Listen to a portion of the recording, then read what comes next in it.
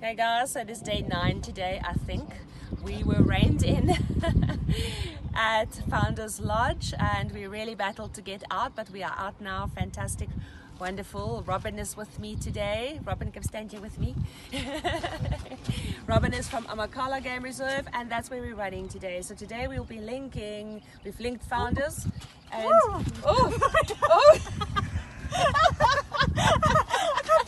I felt something like...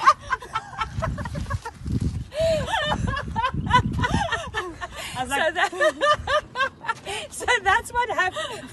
That is what happens when you run in the middle of nowhere. You get a bug in your boobs.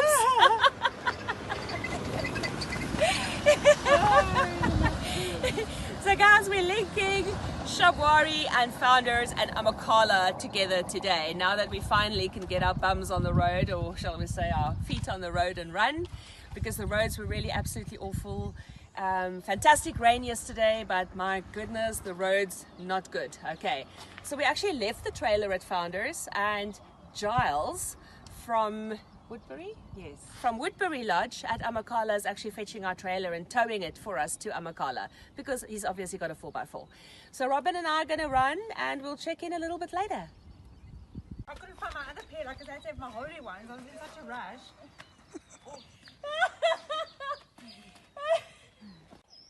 Yep. Day 9 started. So 9 days to go. 9 done. 89 to go.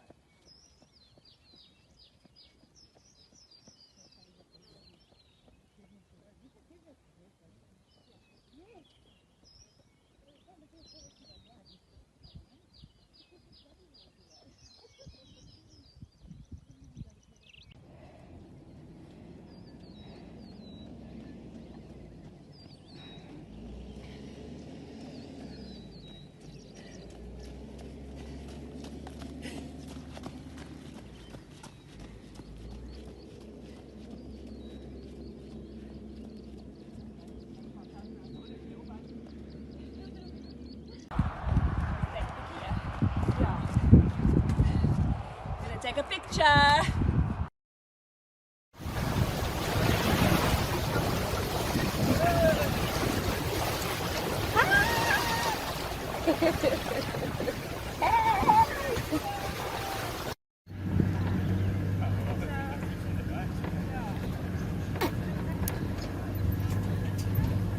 Cable.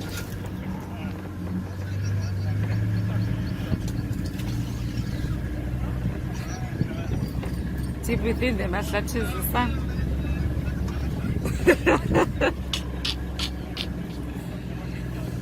Deep within.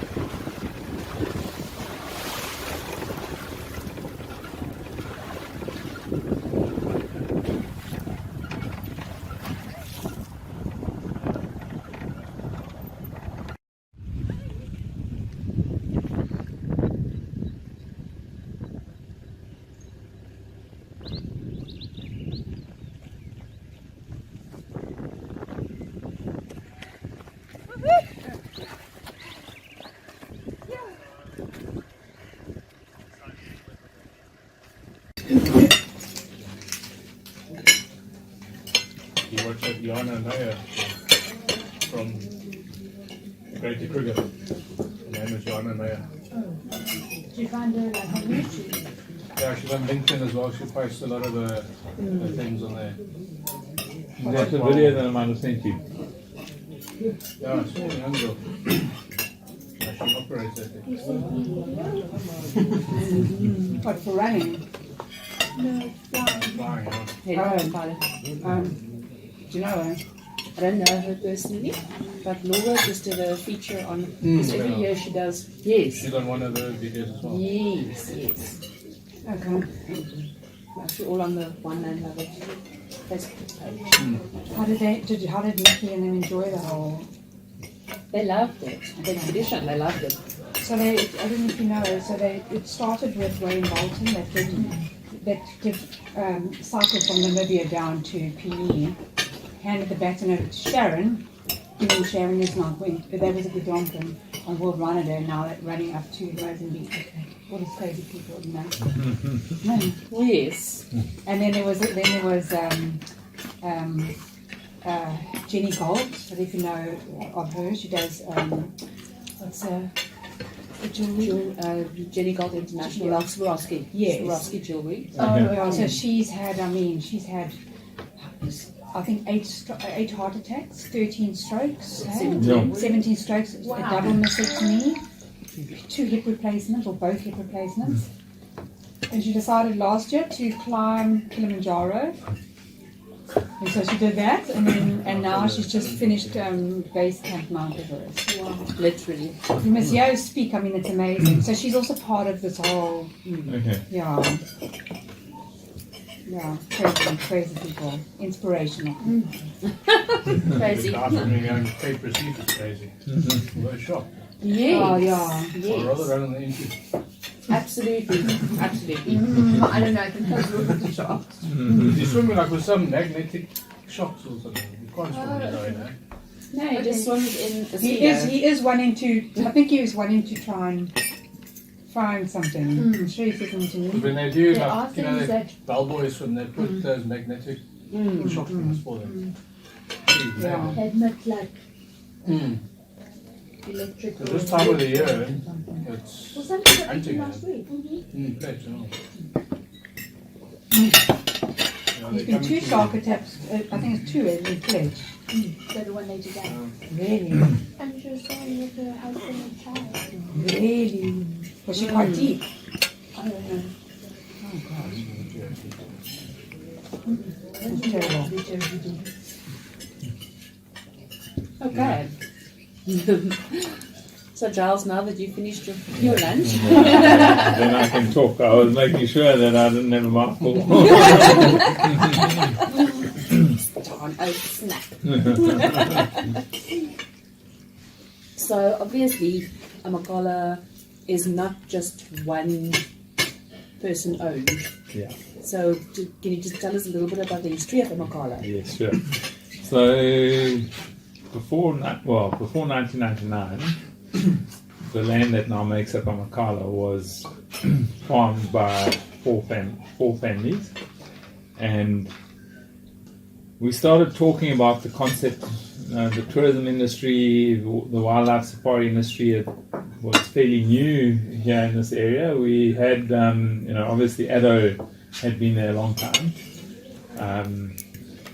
But then Shamwari next door had started, and the Eastern Cape was becoming a well-known wildlife destination. And we had a fairly big drought then, and we used to pump extensively out the Bushman's River for our dairy herds, but we soon realized that the river wasn't very reliable. So, and watching this tourism industry grow, we decided that we would really like to be part of that. The Foles family had already started a B&B at Lernbush. Yeah. And so and William Foles basically said, listen, he's going to start marketing his parents' guest house overseas, but if we ever thought of putting our land together and forming a reserve, we must find a name for him to start marketing his family guest house under, and then if we do, then we've got this name. Yes. So we decided, okay, that's fine. So we decided on the Amakhala, and then we then went back overseas, and then we proceeded to kind of start making Amakhala without him, which was very frustrating for him because he was sitting there having to do it remotely from overseas while we were kind of getting it together. But the gist of it is that we now have 10 members, and we have a constitution that governs our relationship with each other. Okay. And we have, and basically the concept is it works on how much land you own. So we set a budget once a year for running the reserve, and whatever percentage of the land you own, that's how much you contribute towards the budget. And then we have a limit on the number of beds that we can have and the number of game viewers that we can have driving around on the reserve. Okay. Yeah, so that's kind of, 1998 we started talking about it. 1999 we actually signed the constitution on this deck out there. No, divine. Yeah, so, It's actually our 23rd year in Yeah. October. Wow. Yeah. yeah. Wow. Now can be far away. Yeah, I know. So, yeah. And we had a wonderful 20-year celebration, and got it in just before COVID, which was Oh, good useful. timing. Yeah, thank goodness. And yeah, we really had a chance of celebrating the 20 years, celebrating the people who worked here, the owners, the whole lot. So it was really a great opportunity, and obviously also the people who send us business and all of that. So, Fantastic. Yeah. Awesome. yeah. Just for the plebs like me, what does Amakhala actually mean? Amakhala is the Xhosa name for aloes. Okay. Yeah. So we decided that we wanted a Xhosa name, and we thought that it is a place of many aloes here, so it's quite an apt name for the area. Yeah. Oh, fantastic. Yeah. Fantastic. Yeah. Wonderful.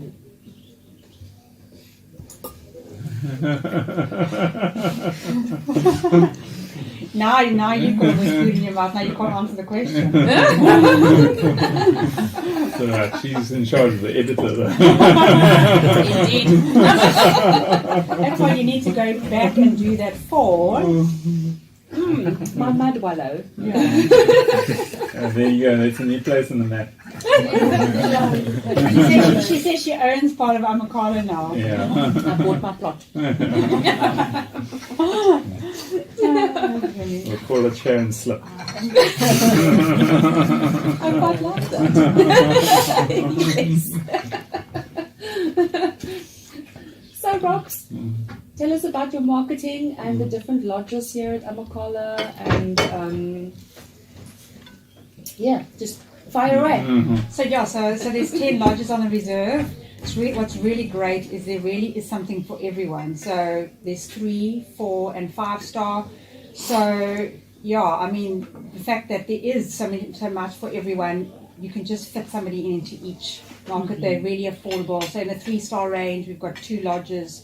We've got 2 tented camps. One has got no electricity. The other one's got electricity for your adventurous guests. Then we've got a colonial country house.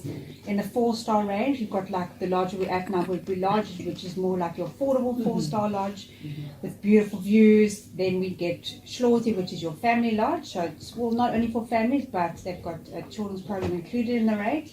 Then we've got your 2 more like high-end 4 stars, and then we've got 2 5-star lodges. So really, like I say, something for everyone. Yes. And what's really nice with the area, so there isn't any game reserves in the area that does 3, 4, and 5. There'll be like more 4 and 5, but we've also got the 3-star lodges. Which is really, really good for South African people specifically, and as you say, for somebody that's a bit more adventurous, experience the bush a little bit more authentic. For sure. If you go to all the lodges, they're just all completely different, you know. Yes. So, and Yeah, and I think also the fact that, especially where we fit in the Eastern Cape, in Amakhala, is mostly, not only, but mostly is extension to your garden route trip. So also there are lodges that accommodate children of all ages, or like this lodge, 6 years and up. So there are lodges that accommodate children, where there aren't many places that can accommodate children. So we allow children of 6 years and up to go on game drives, whereas a lot of game reserves only do from 12 years up, maybe 9.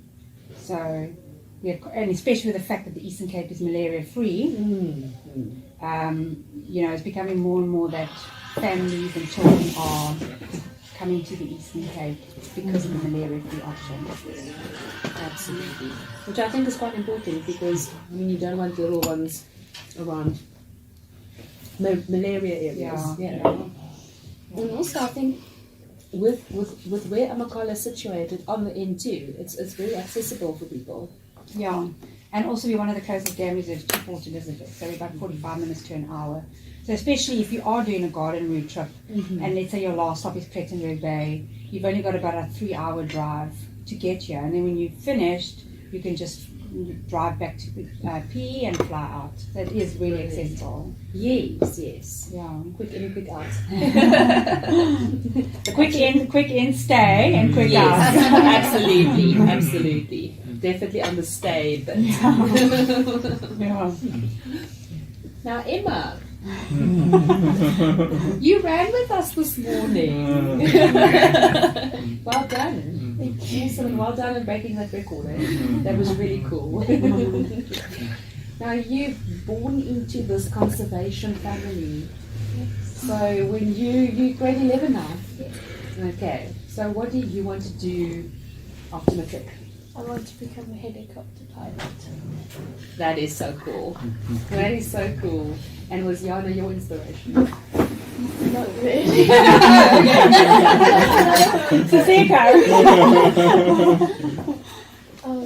I've been exposed to lots of flying and game capture from a young age. And that's So blessed to do that at your age, you know. Absolutely. Don't you want to adopt me? Rhino pursuit. Talk a little bit about the rhino pursuit. Yes, been on quite a few, but most like the most recent one that I went on, I actually got to fly in the helicopter after the procedure. Got to be up with William while he was doing the procedure. It's so cool. Yeah, video. So I've been exposed to rhino procedures up close and flying in the helicopter. Absolutely. Amazing. So it's going to be so cool.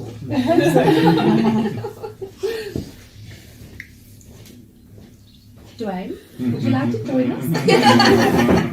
I'm getting real cheeky here. So, conservation. Yeah. Obviously, guests come into a game reserve and we kind of just get to see the nice bits. But obviously the wheels are turning and spinning like mad behind the scenes. Pretty much like my car this morning in the mud. So just tell us a little bit about the conservation and how the management of the whole reserve works. How it functions, yeah. I mean, like we always mention, there's always the ecology side where we've got to make sure that there's animals for people to see, like you mentioned. We've also got to make sure that they're also not just too many of this stuff, animals running around that overeat all the food, and with predators as well, we try and keep our whole system balance going around, that there's enough prey to predators, and it's continuous monitoring of the animals to help manage the future and predict what could possibly happen, to make management decisions with those sort of monitoring stuff that goes around. And then also comes winter time where a lot of game sales, it's one of our, besides the conservation levies and tourists, game sales is a big part of our income, and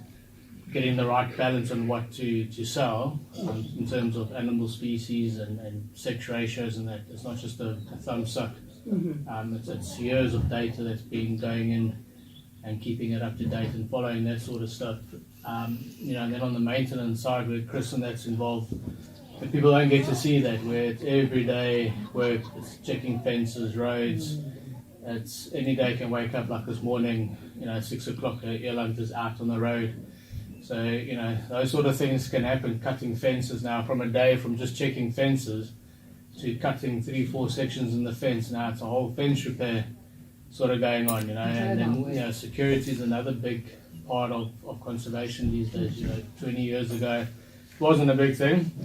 Now it's a huge part of the budget, if not the most part of the budget, protecting these assets as well. So there's 3-4 departments in conservation that a lot of people don't look at. They just see the nice side of it.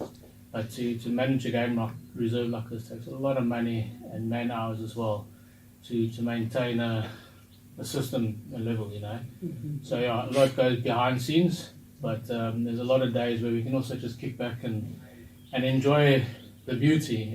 Winter season is a busy season for us, and when summer comes, we actually enjoy the game reserve more. The animals maintain themselves, but maintenance that continues. It's a never-ending thing. We love the rain, but it also brings problems. So we know. So it's a lot behind scenes, and it keeps us busy. It's a full-time job, but like I said, it's more for the beauty and the lifestyle behind it that makes us do the hard work, really, and that's what keeps it going. Absolutely.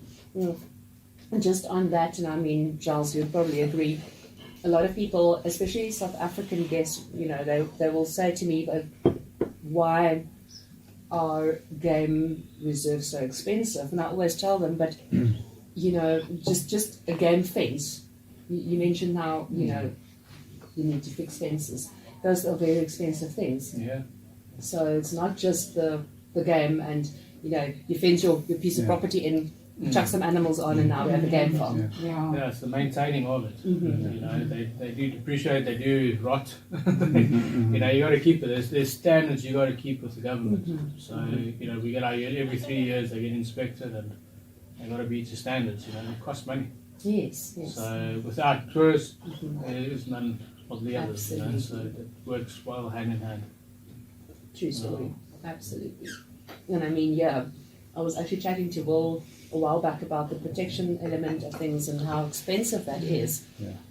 Just to make sure that these animals are safe and protected. That's the thing, yeah. Astronomical. Very expensive. Absolutely. Well, thank you. Jennifer. I would love to chat about the Amakhala Foundation, because obviously something that's so important.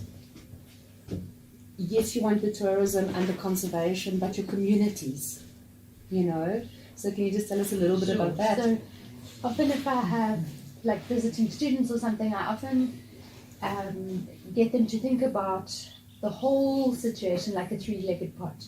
So you've got the tourism, you've got the conservation, and then you've got the community. And the community is the third leg. And without all three legs, your pot doesn't stay upright. So I certainly do believe that the community is a really important aspect of the whole conservation picture. And so, I've been in a fortunate position to be able to develop quite a number of projects and programs and partnerships under the Amakhala Foundation. Most of what we do is environmental education, and we really look at our footprint as the school children in our immediate community. So Patterson, Allisdale, Grahamstown, Alexandria, the small places that are around the game reserve or that are in our district where they see a lot of game reserves, see the tourism industry happening. And the whole focus there is to give the children an opportunity to be out in nature and experiencing the wildlife for themselves, because you can go to a classroom and you can tell them that rhino poaching is happening and they're endangered and it's a problem, or this is a cheetah and it's a very endangered species. But until they're actually sitting in nature and looking at that animal and can feel that connection, then it's not going to be important in their world.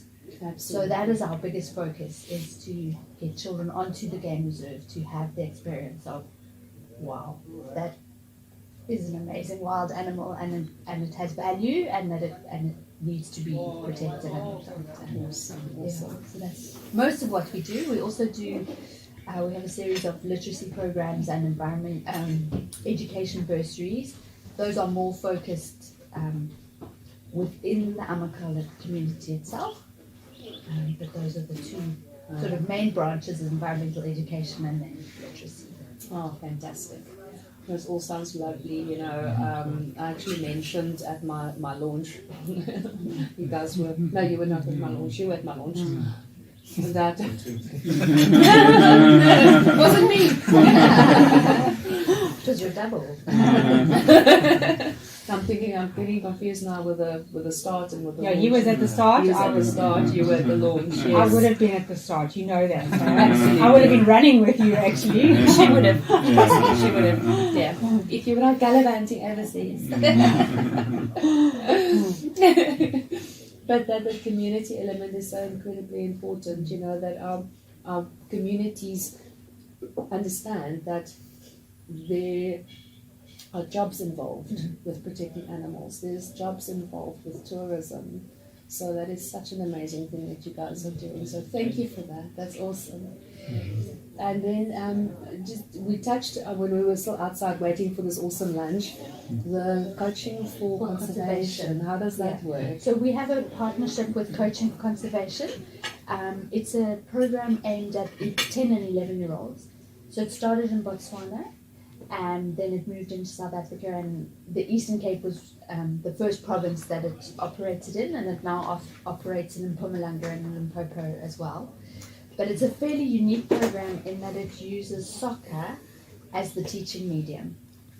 So the whole focus is that you meet the animal, you learn about it, then you think, how can you be like that animal? So particularly in the Eastern Cape, we focus on rhino. So you meet the rhino, you learn about his habits, what he eats, his family structure. Then you think about, how could you be like him? How could you be like him on the soccer field? Maybe a good defender. How could you be like him in your own life? And then how can you help him? What can you do as an 11-year-old to help the rhino? So those are the different aspects of the program. And then it includes a whole lot of soccer games and activities. And then it includes, that program is always run on Amakhala in the Eastern Cape. And it includes that game drive element where the kids get to experience wildlife, often for the first time. Yes. Sort of 85% of the children haven't seen wildlife before when they get to us on that program. And then of those children, probably 80% of them have an opportunity to see a rhino while they're here. Fantastic. Yeah, so that is so cool. Yeah, That's so awesome. We have, within that program, we will have a couple of coaches that are focused on the environmental education element of it, and then we will have a couple of people that are purely the soccer coaches and skilled soccer players to really teach the kids some of those skills. And those soccer coaches come out of our communities. So there's an element of job creation and skills development within that as well. Oh, fantastic. And then these kids that come to these programs, are they from all over, basically? So they're from Eastern Cape? Probably a 50 to 80 kilometer radius of the reserve. Okay. Because that's about how far you can transport children in a day. Yes. Yeah. Okay. That's so awesome. That's wonderful. Okay, thank you so much. And thank you for this lovely lunch. It was awesome. Sharon, it's wonderful to have you stopping over at us at Amakhala on your trip, and we just like to wish you well and thank you for flying the flag for conservation. Thank you so much. Thank you. And thanks for always being willing to be part of it. It's awesome. That's the easy bit. for even pulling and going fetching the trailer today. Really amazing of you. Thank you. Absolutely. Yes, thanks for that. Hey, that's amazing. You're so helpful with it. I mean, like I put it out there, but not actually expecting, because I thought it was all sorted, and then you were like, phone and said, I will help, you know. So, Yeah, no, thank Right. you for that. yeah. No problem. You saved our lives. But that trailer would have like not got through there with your car. No, there's no way. As we were coming along, Tim was like, and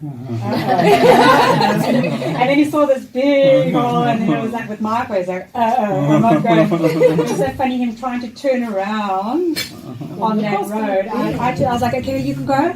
Okay, you can go. You can go. 16.2.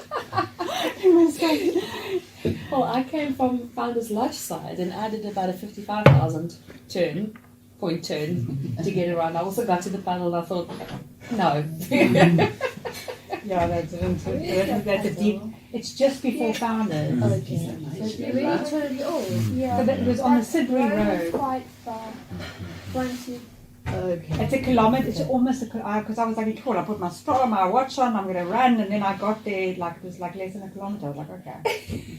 So and I actually could have taken my run with my bag. I thought it was probably like 5Ks or something. Yeah. I could have run my No, it's bag. literally, probably, about a kilometre from but from where we the... usually turn, it's further than I But thought. there's quite deep holes also because in terms of it looks like a grader. So I think they were going to grade the road. Oh, Yeah. well, listen, it's guaranteed that they grade the road and then it rains and then it gets really sloshy. Yeah. Yes, yes, it was really slushy.